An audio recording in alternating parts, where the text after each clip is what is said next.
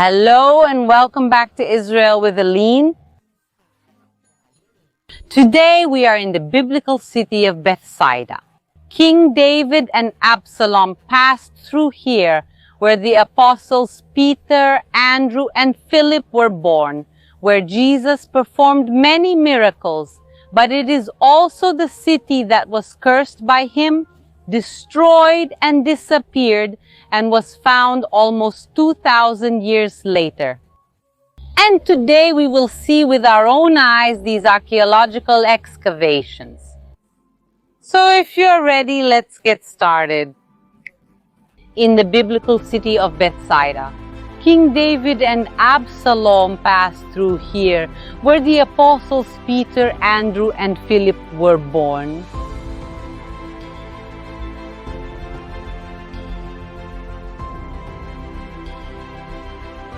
This city was founded over 3,000 years ago and was a large and important city.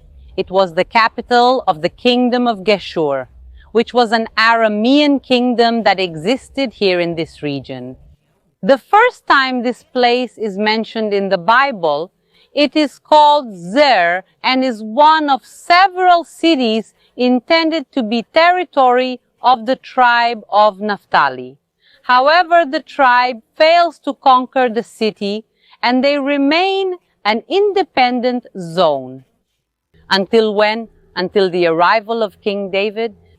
King David will not conquer this city by force. What he will do is make a political alliance with them. David marries Maacah, the daughter of the king of Geshur, and from this marriage comes a son who is called Absalom.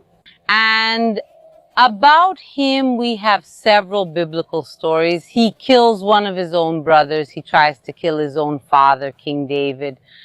In a moment of confrontation, Absalom needs to flee. And when he flees, where does he flee to?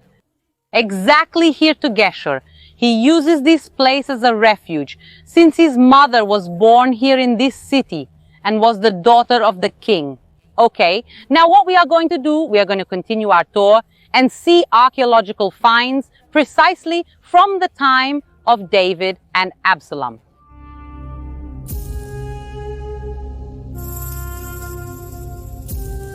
Here we can already see fortifications. What is next to me now are the remains, what is left of the city wall. But more important than that is this gate. The moment I cross through it, I am now officially inside the city of Bethsaida from the biblical period. And this gate is extremely important also for being the largest gate ever found from the biblical period of all the land of Israel. Israel. Where I am now is the gate that leads to the gate. This whole city entrance complex was 520 square meters. It was really gigantic, and see how it worked. There was first this entrance that we are crossing, and people arrived here in a courtyard, and after the courtyard, the second gate. This area here was an extremely important area in biblical times. Here trade judgments took place and even kings could sit here. We have the record in the second book of Samuel that David sits in the courtyard between the gates. Not exactly in this one, but a place very similar to this one. And one thing that also happened in these courtyards was worship. In the case of the people of Israel, it could be worship to the God of Israel. But we know that those who lived and resided in this city were not the people of Israel, but the Arameans. So what was found here is an altar of the Arameans. I know it's a little hard to see it now because it has been destroyed in recent years, literally in the last few years. But I'm going to put a picture on the screen for you to see what it looked like until recently. You can see that there are some steps going up here. This is often called a high place or bama in the Bible. And there they offered their sacrifices and presented their offerings, put their sweet smell there and poured out their libations. And I said to them, "What high place is this? Where are you going?" And its name has been Bama to this day. And we believe that this is precisely a Bama, one of those altars mentioned in the Bible by the prophet Ezekiel. And the stone that has now fallen is the most important of them. Was there a representation of an ox next to a sword? And was this clearly the representation of a god worshipped by the pagan population of the city? Which god? We're not sure. It's a bull god that perhaps had an association with the moon, because its horns formed a perfect circle that perhaps was associated with the moon. There are many theories about who he could be, because many bulls and calves were worshipped in this ancient time. We remember that a few centuries before this time, the people of Israel themselves worshipped the golden calf. And a few years later, here in the north of Israel, Jeroboam will institute the worship of the golden calf. So we see that this is something rooted in the paganism of the region. So the people who entered the city, they could use the services provided here at this inner gate. They could worship the god of the city, and then they could continue entering the inner part of the gate, which is where I am also entering now.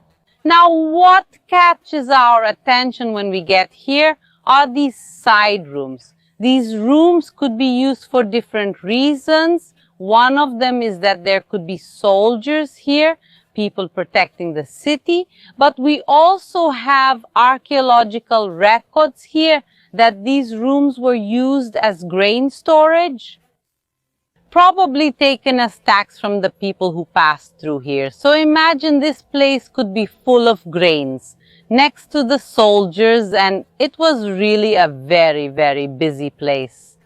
If you pick up the Bible next time and read it, read the stories of this time, notice how many times the gate and the entrance of the city were mentioned. It's one of the most cited places in the Bible, and sometimes this goes unnoticed. But it shows that this here was actually perhaps the most important place in the city, often more important than the palaces themselves. Let's now enter and discover more about this city of Bethsaida.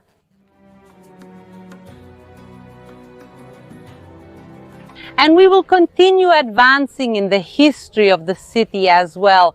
After the time of the grandeur of the kingdom of Geshur, the time when they had a pact with King David and then his descendants, a great invasion happens throughout the region. Tiglath-Pileser III, who was then king of Syria, invades this region and completely destroys this city, including this gate. When he was found in the archaeological excavations, he was destroyed and burned, and that stone of the bull god that we saw was fallen and broken into 5 pieces. That's why the original was taken to the Museum of Israel, and a replica was placed here, but as you also saw, the replica is fallen. But this is not the fault of the Assyrians, but someone came here a few years ago and attacked this place and that altar and destroyed it. But for this reason, thank God, the original is in the Museum of Israel, and even if they try, no one will be able to erase the history of Bethsaida again, which we are going to discover together now.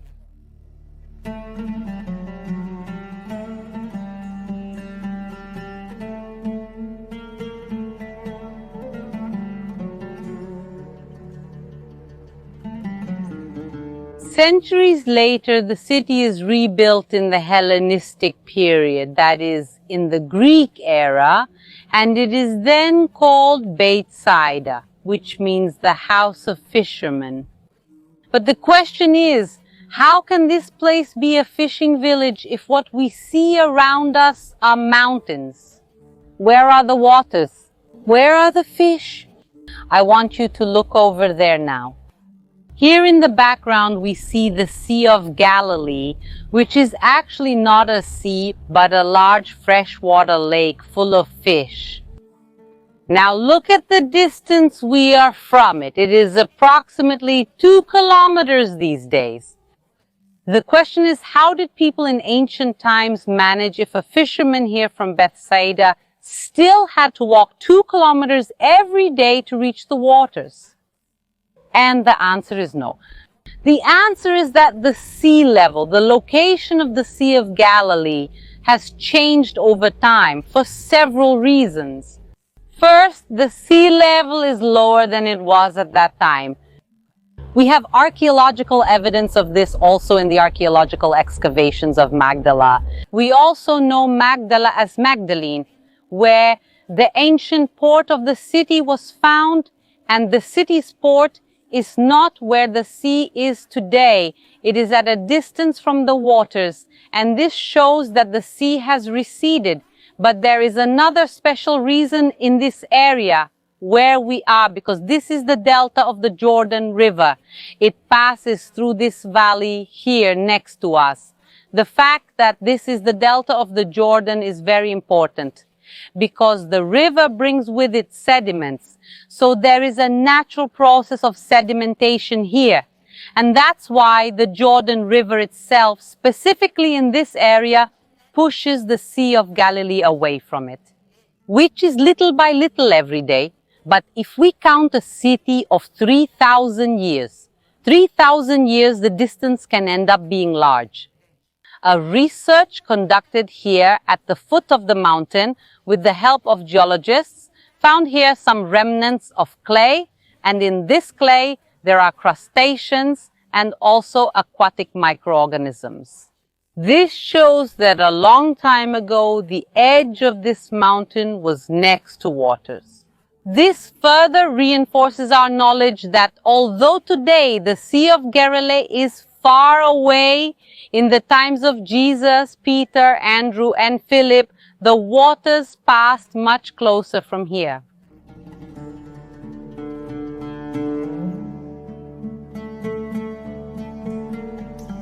Another proof that this place was a city, a fishing village, is precisely this house that was found here. We are now going to enter it together.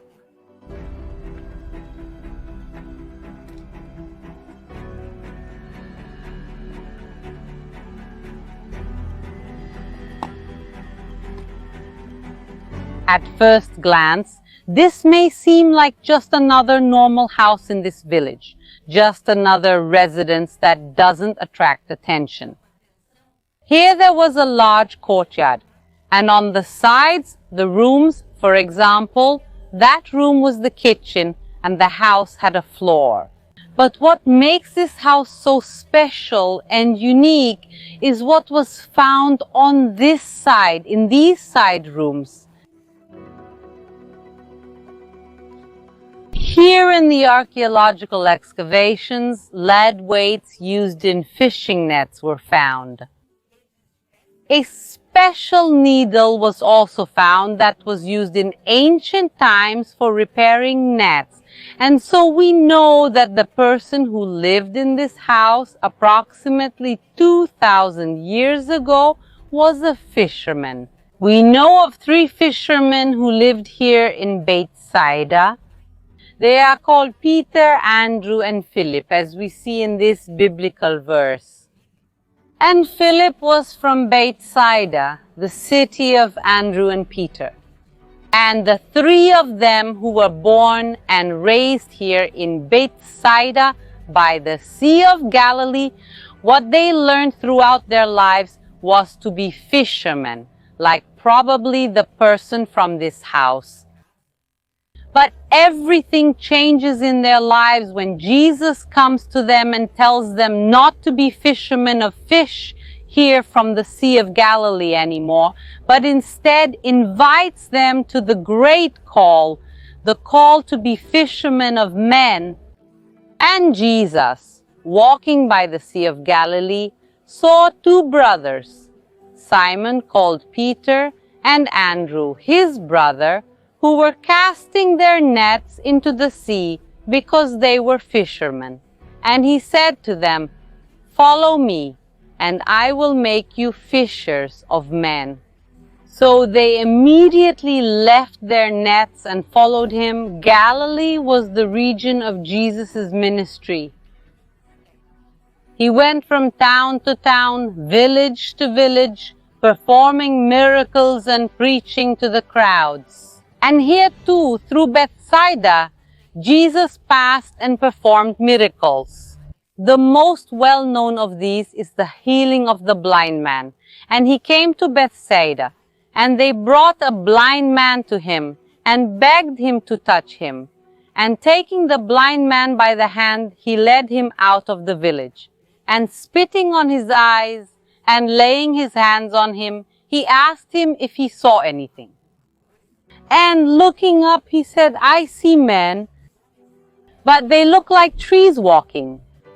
After that, he put his hands again upon his eyes and made him look up, and he was restored and saw every man clearly.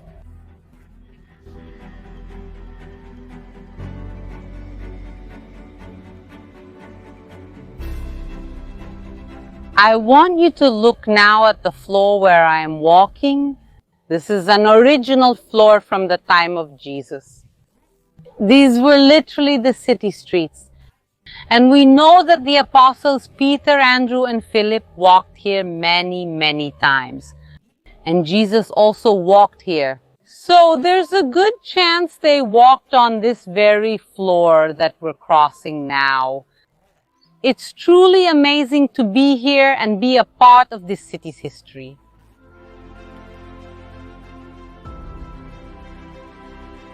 We are now entering another house here in Bethsaida. Jesus, he goes through the houses of the city, through the streets of this village. He preaches to the people, does his ministry, performs miracles here. However, the town's population does not listen to him. Peter, Andrew, and Philip, yes, they become fishers of men.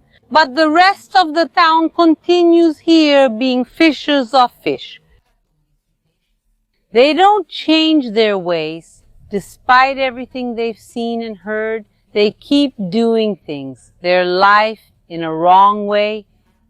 The three cities that heard and saw Jesus the most, saw his miracles, and did not convert, their ways were Bethsaida, Capernaum, and Chorazin. And it's precisely these three cities that are here almost side by side. For example, Capernaum is only 4 kilometers from here. And then Jesus curses these three cities. Then he began to denounce the cities where most of his miracles had been performed because they did not repent, saying, "Woe to you, Chorazin! Woe to you, Bethsaida! For if the miracles that were performed in you had been performed in Tyre and Sidon, they would have repented long ago. They would have repented long ago in sackcloth and ashes. Therefore I tell you, it will be more bearable for Tyre and Sidon on the day of judgment than for you. And you, Capernaum, will you be lifted to the heavens? No, you will go down to Hades. For if the miracles that were performed in you had been performed in Sodom, it would have remained to this day. But I tell you that it will be more bearable for Sodom on the day of judgment than for you." And despite the city being cursed by Jesus, it will not be immediately destroyed. On the contrary, in the following years, the city will see unparalleled prosperity. Look at this house that we are in, for example, which is precisely from this time. The house is large, wealthy, and even has a wine cellar inside the house, right at the back. And in the house here on the side as well, they had a small homemade wine factory. Does that mean Jesus cursed the city and it's going to, instead of being destroyed, have great prosperity? In those years, precisely King Herod Philip, son of King Herod the Great, he begins to rule here in the region, mainly in the Golan Heights and a small part of Galilee. And he decides to take the city of Bethsaida and turn it into a big city. He is going to expand the city and bring prosperity and wealth to it. He likes this city so much that Herod Philip even comes to live here. He also ends his days in the city, and he is probably buried here somewhere, but we don't know exactly where. However, everything starts to change in the year 66 Anno Domini. That is 33 years after Jesus passes through this city. The great Jewish rebellion against the Romans begins. The rebellion is very strong, especially here in Galilee. And the one who is going to lead this rebellion here, in this whole area, and fight in this specific city is Flavius Josephus. Perhaps you've heard of him as a great historian of the first century. He writes the history books of Israel, which are the basis of much of our knowledge to this day. He also writes about Jesus and John the Baptist. This same historian actually begins his career as the leader of a major rebellion, the Jewish rebellion of Galilee. However, here he will fight against Agrippa II, who fought on behalf of the Romans. And Flavius Josephus loses the battle. He is even wounded, but he survives. However, what does not survive is the city of Bethsaida. The city is completely devastated and lies in ruins. See how it remains here to this day. The city is devastated, but it's not the only one. Many cities here in Galilee are destroyed in this same rebellion. But what sets Bethsaida apart is that it was not rebuilt and therefore no longer exists. By the way, in the same way that Capharnaum and Chorazim also no longer exist after their respective destructions. That is, after the great destruction of the year 66, the city is erased from history. It is erased to such an extent that even its name disappears. If you look at maps of this region from the last centuries and you search for this place, it will not be written Bethsaida but Et-Tel, which literally means the hill. No one knew what hill this was, what city was here, or even if anything happened here throughout history. The great city where David passed, where Jesus passed, the apostles passed, Absalom stayed here. So much happened in this place, simply disappeared from memory. It disappeared for almost 2,000 years. Throughout history, Christian pilgrims sought to rediscover this enigmatic city, blessed for being the hometown of 3 of Jesus' apostles, but also the city that was cursed by him. But after much searching, they were unable to find it again. Even explorers and archaeologists were unable to find this place. It seemed like it had really disappeared from the map. And after nearly 2,000 years forgotten and erased, finally in 1989, archaeologists from the Golan Research Institute arrive here and begin their research. And they begin to rediscover the glorious past of this ruined city. And with each day they were excavating, they began to piece together this puzzle to the stories we just got to know, and then they come to the conclusion that this really is the biblical Bethsaida. Among them, the archaeologist Rami Arav. So the mystery of Bethsaida's disappearance is completely solved? No, there are 3 theories of where Bethsaida could be. The theory most accepted among historians today is that this place we visited is Bethsaida.